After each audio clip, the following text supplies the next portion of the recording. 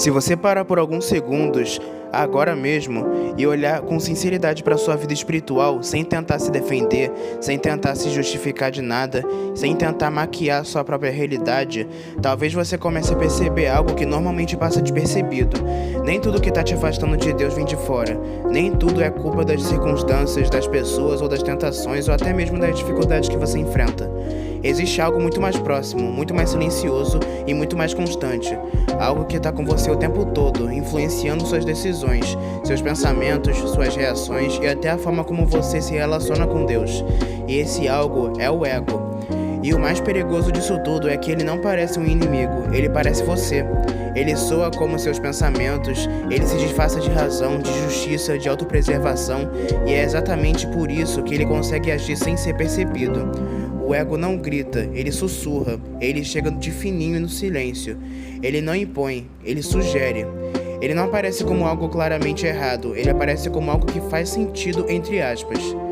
Ele diz coisas como: você não precisa disso, você já sabe o suficiente, você tá certo, você não precisa se humilhar, ou ninguém entende você melhor do que você mesmo.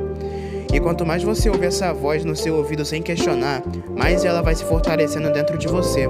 O problema é que essa lógica entra em conflito direto com o que Jesus ensinou, porque o evangelho não é sobre a afirmação do eu, é sobre a renúncia do eu. Jesus foi extremamente claro em Mateus quando disse: se alguém vier após mim, negue-se a si mesmo, tome sua cruz e siga-me. Mateus capítulo 16, versículo 24. Negar a si mesmo não é simbólico, não é algo superficial. É um chamado profundo de abandonar o controle, o orgulho e a autossuficiência. Existe uma guerra acontecendo dentro de você que talvez você nem tenha percebido ainda. De um lado, o ego tentando assumir o controle total da sua vida, querendo decidir o que é certo, o que é errado, quando obedecer, quando ignorar, quando se aproximar de Deus e quando se afastar dele. Do outro lado, o Espírito Santo te chamando para um lado completamente diferente, um lugar de entrega, de dependência, de humildade, de confiança total. E essas duas forças não coexistem em paz, elas se chocam o tempo inteiro. O problema é que muitas pessoas tentam viver equilibrando as duas coisas, como se fosse possível viver parcialmente para Deus e parcialmente para si mesmo, mas na prática isso só gera uma fé fraca, instável, inconsistente e que não sustenta nas dificuldades. E o mais assustador é que o ego não aparece só quando você faz algo claramente errado. Ele aparece muitas vezes justamente quando você acha que está fazendo algo certo. Ele pode estar presente na sua oração, na sua leitura bíblica, no seu serviço na igreja, nas suas opiniões sobre a fé, na forma como você enxerga as outras pessoas.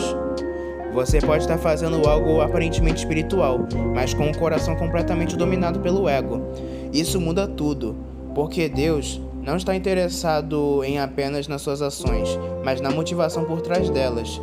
E é possível viver uma fé e uma vida cheia de práticas religiosas, mas vazia de verdadeira entrega.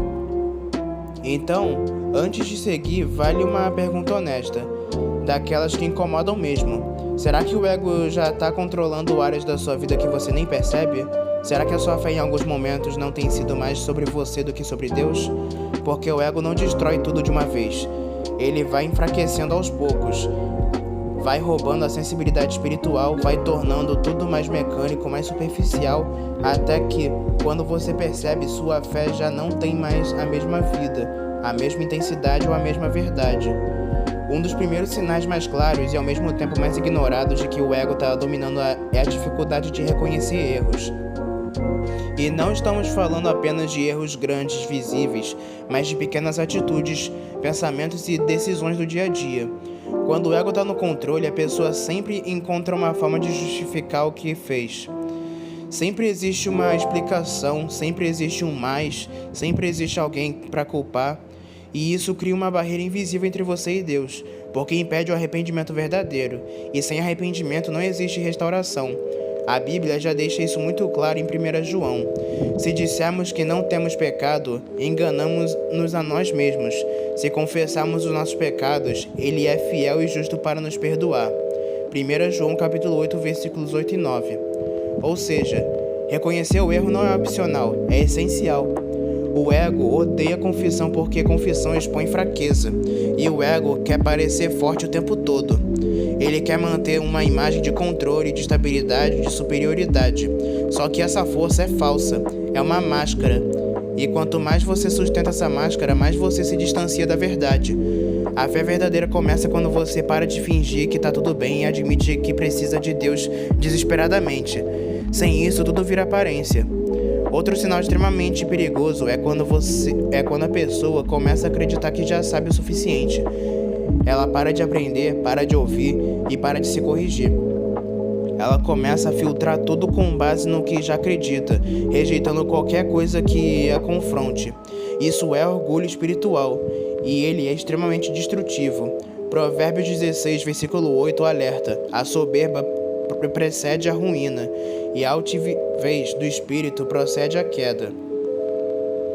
O ego também acaba se revelando de forma muito clara na comparação constante, e isso é algo que muita gente nem percebe que está fazendo.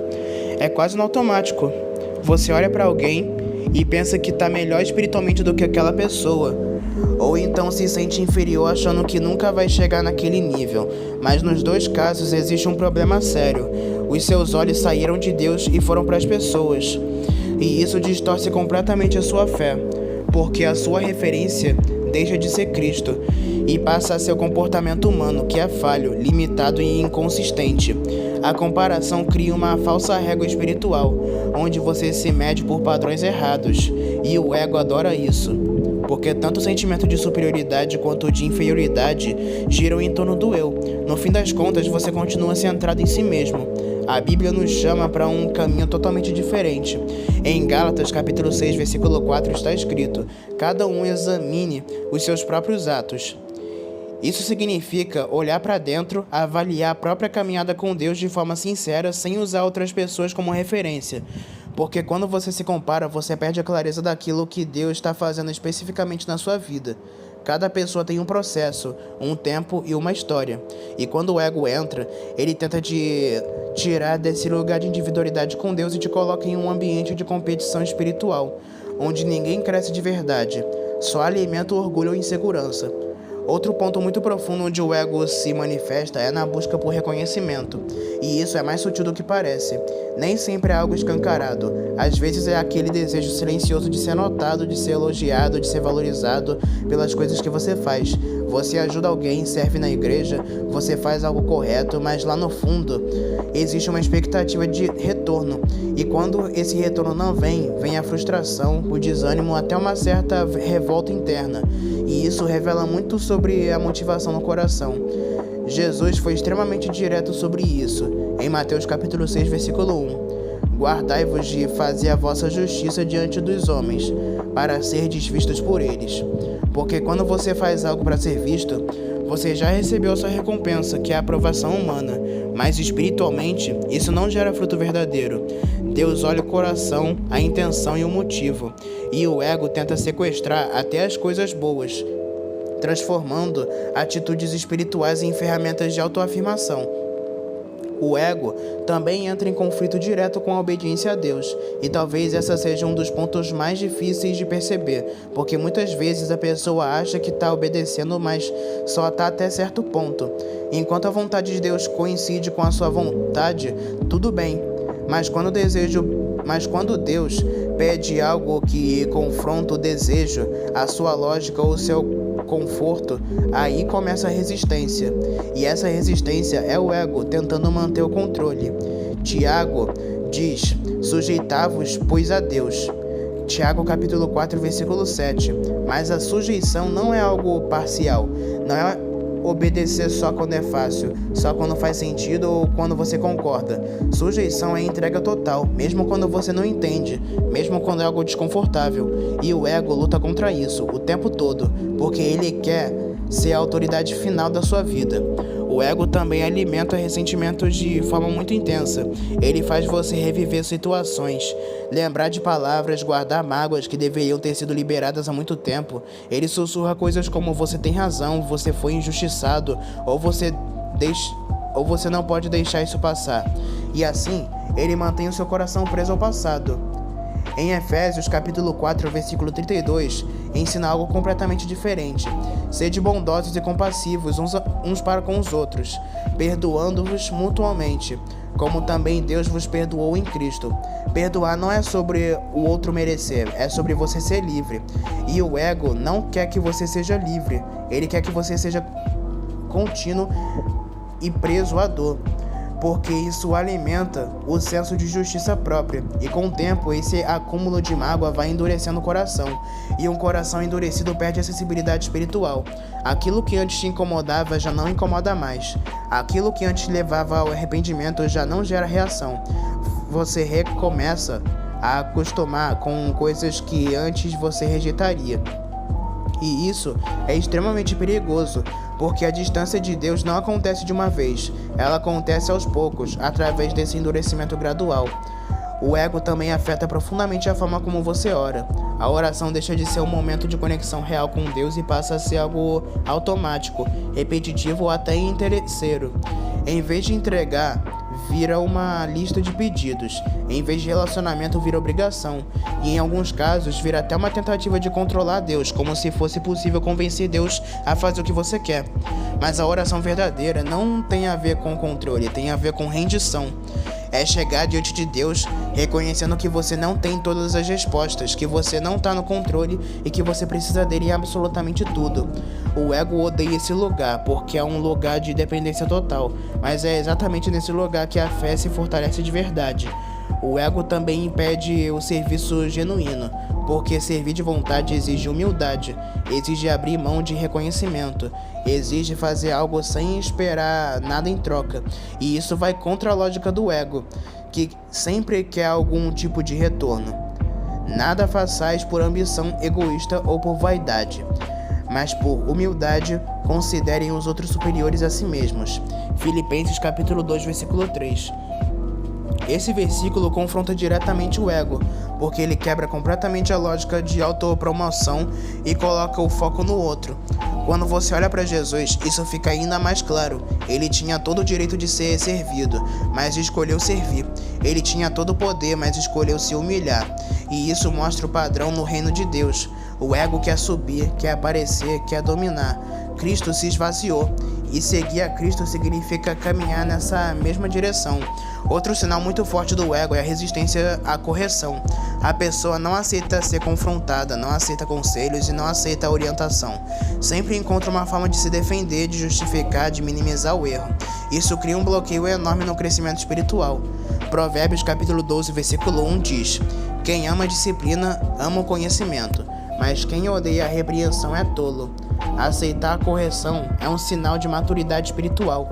Rejeitar a correção é um sinal de ego inflado.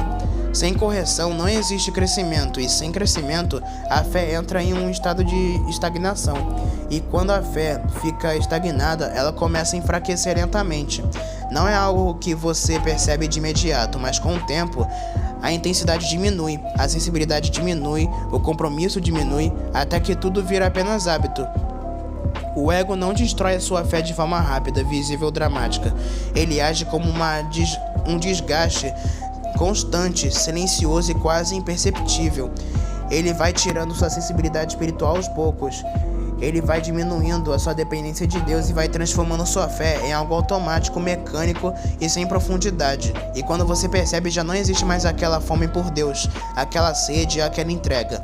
Ainda existe prática, ainda existe rotina, mas falta vida. E a solução para isso não está em tentar controlar o ego com o esforço humano, porque o próprio esforço pode se tornar ego. A transformação real começa quando você reconhece sua limitação, quando você abandona a necessidade de estar certo o tempo todo, quando você decide se render de verdade, sem máscaras, sem justificativas, sem tentar manter uma imagem, apenas você e Deus em verdade. Tiago capítulo 4, versículo 10 diz: humilhai-vos perante o Senhor, e Ele vos exaltará. Isso revela um princípio poderoso. O reino de Deus, o caminho para ser levantado não é se exaltar, é se humilhar. Não é se afirmar, mas se render. Não é colocar no centro, é tirar o eu do centro e colocar Deus. E agora, no final de tudo, fica a pergunta mais importante, e talvez a mais desconfortável também. quem está no controle da sua vida hoje? Não é uma pergunta que se responde com palavras, mas com atitudes, decisões e posturas diante de Deus.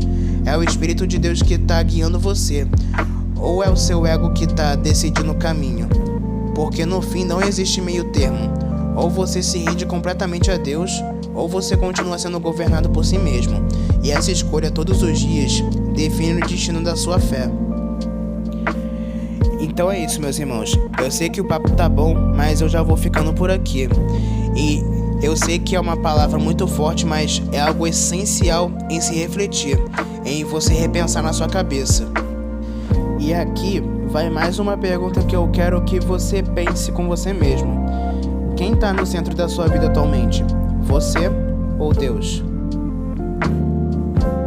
Ou você se rende completamente a Deus, ou você continua sendo governado por você mesmo? Eu sei que é uma pergunta muito desconfortável, mas é algo extremamente essencial. Então é isso, meus irmãos. Eu vou ficando por aqui. Eu espero que tenham gostado do vídeo. Se você gostou, deixe seu like, compartilhe com seus amigos, se inscreva. Então é isso. Vou ficando por aqui. Fiquem com Deus e até a próxima.